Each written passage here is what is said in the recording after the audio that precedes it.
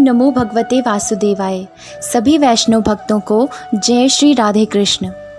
श्रीमद् भगवद गीता अर्थात श्री भगवान की श्रीमुख से स्वयं गाया हुआ। यत्र योगेश्वरः कृष्णो यत्र पार्थो धनुर्धरः तत्र शीर विजयो भूतिर् ध्रुवा नीतिर्मतिर्मम। श्रीमद् भगवद गीता का महात्म्य। श्रीमद् भगवद गीता साक्षात भगवान की दिव्य वाणी है। इसकी महिमा अपार है, अपरिमित है। उसका यथार्थ में वर्णन कोई नहीं कर सकता। शेष, महेश, गणेश भी इसकी महिमा को पूरी तरह से नहीं कह सकते, फिर मनुष्य की तो बात ही क्या है। इतिहास, पुराणों आदि में जगह जगह इसकी महिमा गाई गई है, परंतु जितनी महिमा इसकी अब तक गाई गई है उसे एकत्र कर लिया जाए तो भी यह नहीं कहा जा सकता कि इसकी महिमा इतनी है। सच तो यह है कि इसकी महिमा का पूर्णतया वर्णन हो ही नहीं सकता।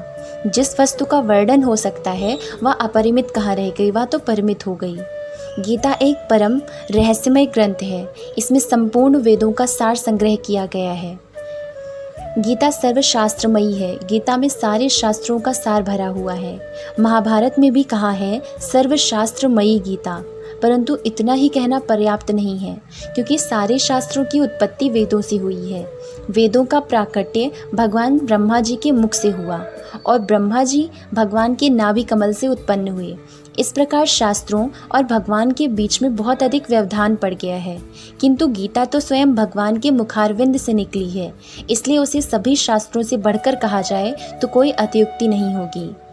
स्वयं भगवान वेदव्यास ने कहा है, गीता का ही भली प्रकार से श्रवण, कीर्तन, पठन पाठन, मनन और धारण करना चाहिए।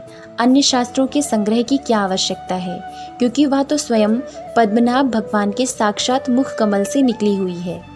इस श्लोक में पद्मनाभ शब्द का प्रयोग करके महाभारतकार ने यही बात व्यक्त की है। तात्पर्य यह है कि गीता उन्हीं भगवान के मुख कमल से निकली हुई है जिनके नाभि कमल से ब्रह्मा जी उत्पन्न हुए हैं और ब्रह्मा जी के मुख से वेद प्रकट हुए, जो संपूर्ण शास्त्रों के मूल हैं।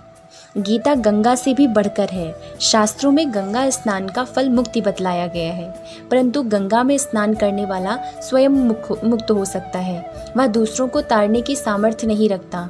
किंतु गीता रूपी गंगा में गोता लगाने वाला स्वयं तो मुक्त होता ही है, वह दूसरों को भी तारने में समर्थ हो जाता है।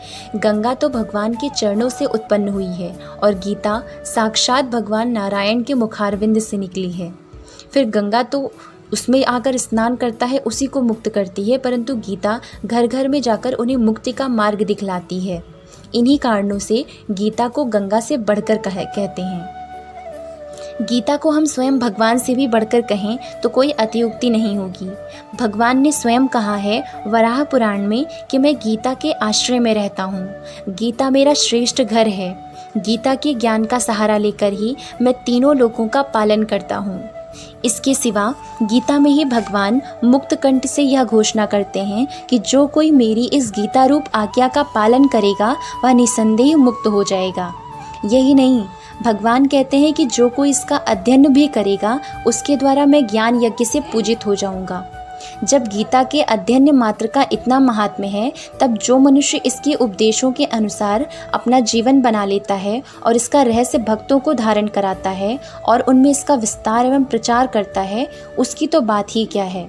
उसके लिए तो भगवान कहते हैं कि वह मुझको अतिशय प्रिय है। वह भगवान को प्राणों से भी बढ़कर प्यारा होता है। यह भी कहा जाए तो कुछ अनुचित न होगा। भगवान अपने ऐसे भक्तों के अधीन बन जाते हैं। अच्छे पुरुषों में भी यह देखा जाता है कि उनके सिद्धांतों का पालन करने वाला जितना उन्हें प्रिय होता है, उतने प्यारे उन्हें अपने प्राण भी नहीं होते। गीता भगवान का प्रधान रहस्यमय आदेश है। ऐसी दशा में उसका पालन करने वाला उन्हें प्राणों से भी बढ़कर प्रिय हो, इसमें आश्चर्य ही क्या है।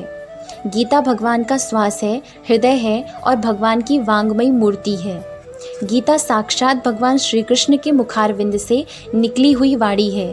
इसकी संकलनकर्ता श्री व्यास जी हैं। भगवान श्री कृष्ण ने अपने उपदेश का कितना ही अंश तो पद्मों में ही कहा था, जिसे व्यास जी ने ज्यों का त्यों रख दिया। कुछ अंश जो उन्होंने गद्य में कहा था, उसे व्यास जी ने स्वयं श्लोकबद्ध कर लिया। साथ ही अर्जुन, संजय एवं धृतराष्ट्र के वचनों को अपनी भाषा में श्लोकबद्ध कर लिया और इस 700 श्लोकों के पूरे ग्रंथ को 18 अध्यायों में विभक्त करके महाभारत के अंदर मिला लिया। जो आज हमें इस रूप में उपलब्ध है। ओम नमो भगवते वासुदेवाय। जय Shri Radhe Krishna. Like and subscribe the Kanha's Introvert Yogini and stay tuned for the next videos. Jai Shri Radhe Krishna.